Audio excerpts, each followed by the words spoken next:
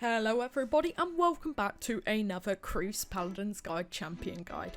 Today we are going to be going over Pip, and before we start I'd like to say a massive thank you to all of you guys still supporting the channel.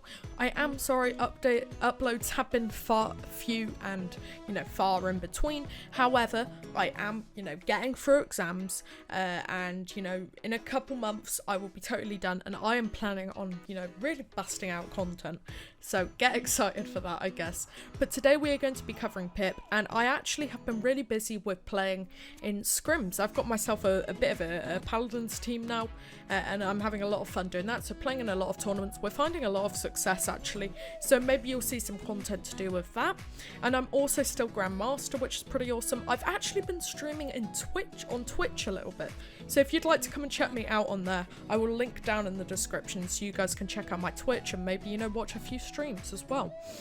Okay, so without much further ado, let's get into Pip. So first of all, let's cover the introduction. What makes Pip special? What are his main objectives? Now, Pip is actually a really special champion. He, in many ways, bridges the gap between many classes.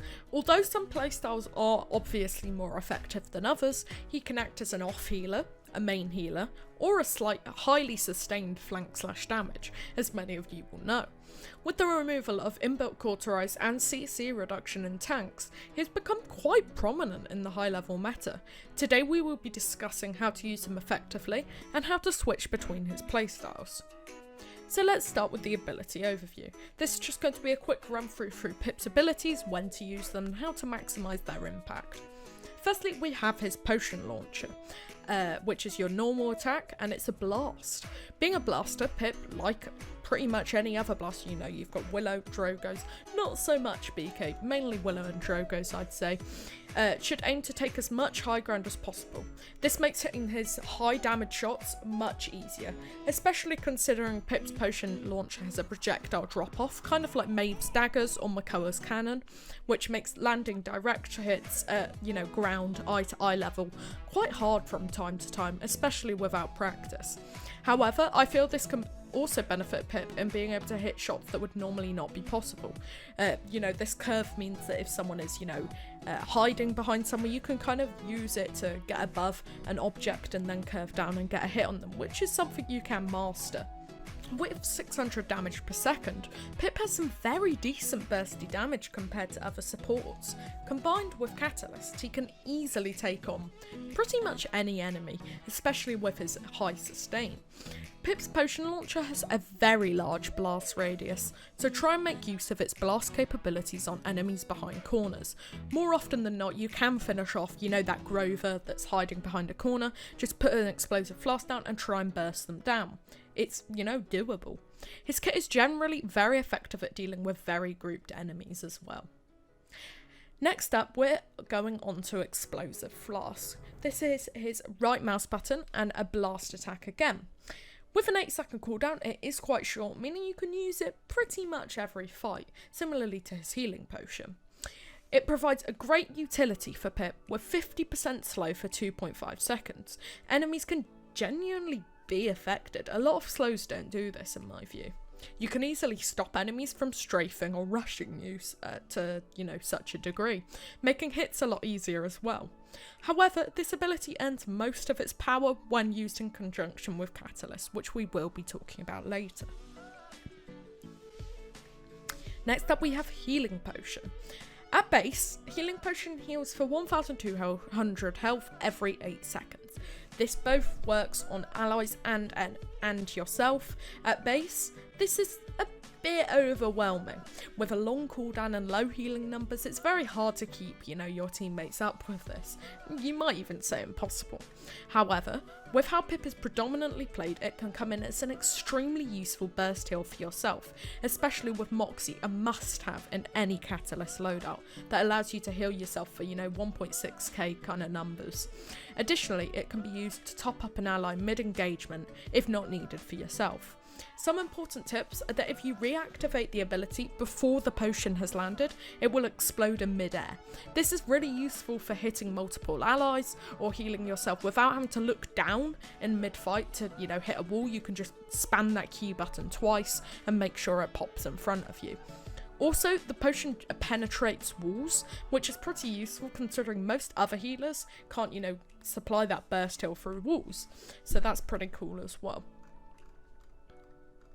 Next up is Pip's movement ability, Weightless. There are kind of two main ways, at least I like to use Pip's mobility. Firstly, you can use Weightless to gain that also important high ground mentioned earlier. While facing a wall, jump. Your jump height will be even more drastically increased, meaning you can reach positions such as the wooden boards on Jagged Falls.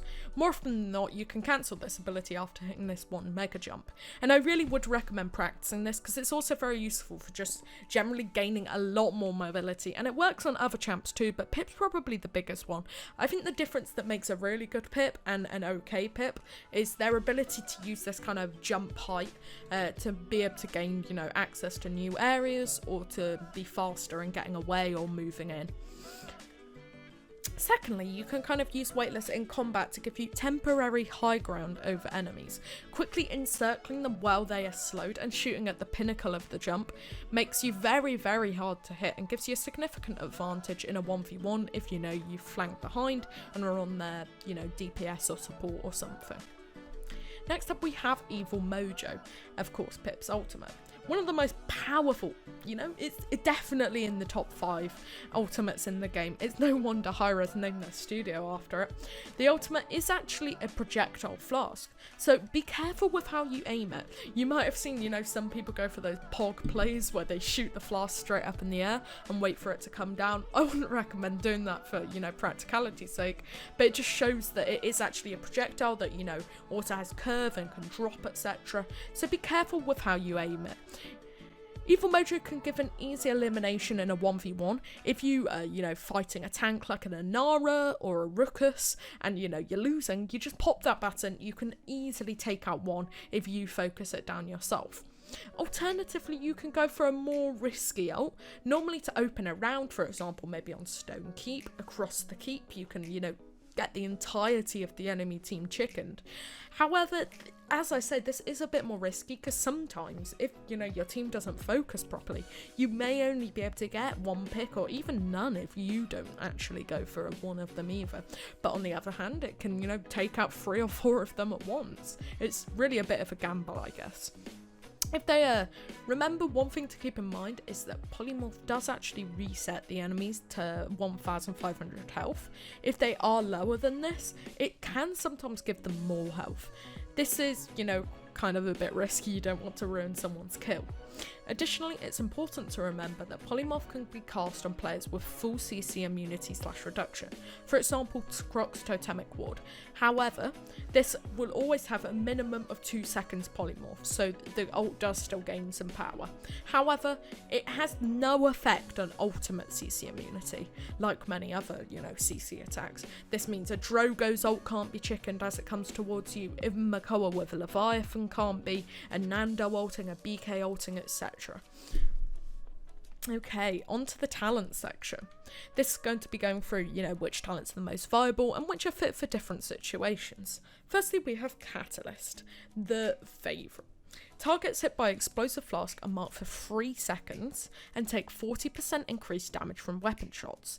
This means if you go for a combo where you shoot the flask and then immediately shoot the next shot, you can get 3 bonus damage shots, as Pip has 1 shot per second.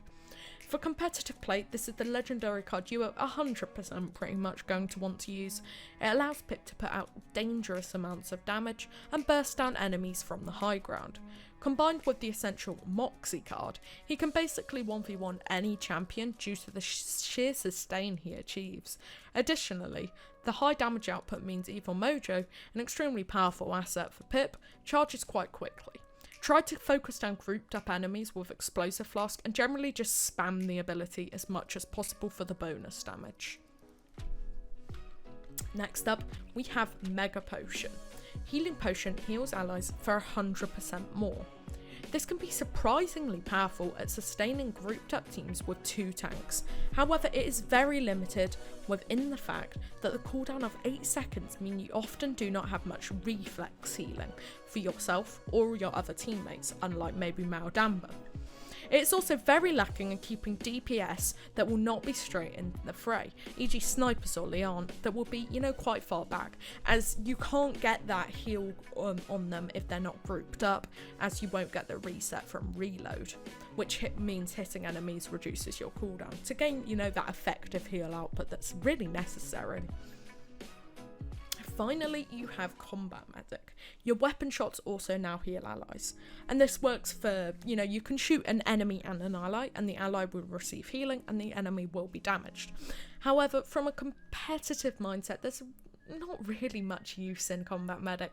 It doesn't give the bursty heal that Mega Potion has, and it also loses Pip's large advantage, his ability to deal some decent damage. In my view, this card is only really an option in casual when you have like a solo tank team, or, you know, 2 tanks that are quite spread out, but can be decent in the scenario for pocketing a DPS perhaps. As I talk about itemization, you'll see some loadouts in the background. To quickly go through them, we have a Catalyst one, a Mega Potion one, and a Combat Medic one. Okay, so now we've got that done, let's go into itemization. These are just some general notes on what I like to purchase with credits. You may believe, you know, other things are better, and you might disagree with what I say. You know, choose what you think is good. However, this is what I'd recommend. Firstly, early game. For a damage pip, I would always recommend Cauterize. His blaster nature means spreading core is very easy. Following core, I think morale boost is very powerful due to his arguably overpowered ultimate. For heal pip, you're probably going to need Chronos at a decent level, probably 2 to start with, then move on to morale boost. Late game, if the enemy has a sniper, Androxus, or perhaps Leon, Haven is a very valuable pickup. Apart from that, I feel Rejuvenate can be useful increasing heal to counter Cauterize if you're playing damage pip, especially in conjunction with Moxie. Or if you're playing heal pip, I think Chronos 3 and, you know, generally Nimble maybe are quite decent heal pickups. However, it's more up to your choice at that point. The final section before we move on to rank/scrims is counter pip. So, which champion's abilities or playstyles kind of counter pip? Pip does have some credible counters. Any hit scan that can easily headshot makes quick work of Pip due to his large head hitbox. This makes snipers and Androxus fairly effective at picking him off, especially since he is already not particularly effective at long range with the drooping projectile. I also feel high mobility champions, e.g. Maeve and Eevee, find it fairly easy to deal with Pip. They can reach his high ground and stay aerial to avoid being easily hit by him. Finally, if a team stacks heavy Cauterize and Resilience, Pip really does lose his edge versus other champions. With this in mind, it's important not to pick a roster with too much CC. I wouldn't really go for like a Vortex Grip Khan, a Knockback Ashe, and a Pip, like just don't do it. If you already have him on your team at least. However, this does lead the enemy into purchasing items that your team most likely doesn't have to, for example the Resilience. However, it's not always a bad pickup, there's many abilities, you know, crowd control does, you know, do a lot of work. Finally, we will move on to rank/scrims. Pip and ranked when he's banned, you know, that kind of thing. Pip really isn't often banned, or even picked much either. I feel he's a bit of a hidden gem, to be honest. Really, however, he does take a while to perfect in terms of aim, positioning and playstyle. I think he's a relatively high skill cap, with the exception of his easy ultimate. I would only really play Catalyst competitively.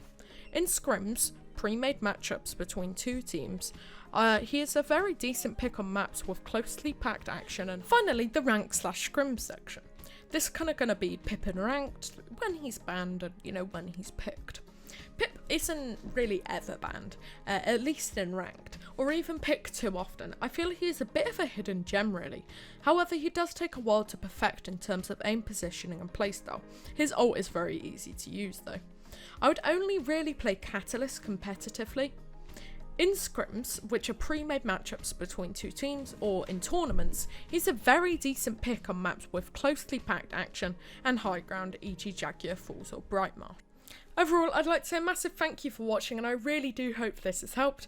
Remember to leave any feedback or champion requests down in the comments, and thank you so much for watching. I hope to see you all soon, and remember to subscribe if you're new, and check out my Twitch down below. Bye bye!